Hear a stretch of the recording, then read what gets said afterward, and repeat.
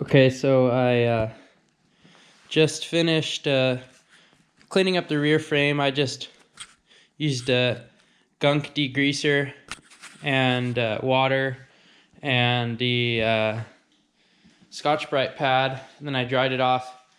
And the frame has actually ended up looking better than I thought it was going to.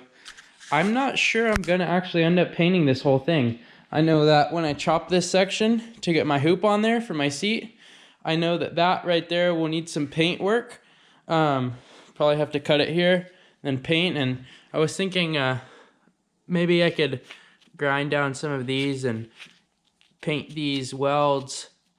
Looks like they have corroded. That would actually preserve them as well as make the bike look better. So I have cleaned it up. You can see I got everything looking pretty nice. It's nice and clean, free of oils. And so my next step is to take these front shocks off, basically reassemble everything, and after that I'm rebuilding my carbs, and boom, putting them back on, getting the engine to run right, and then I've got all my new parts that I'm gonna just start throwing on this thing. So it's almost done. I would say this is about 3/4 point maybe.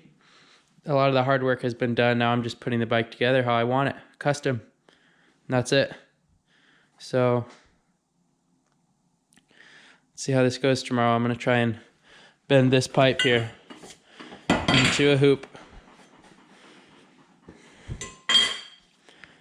So we'll see.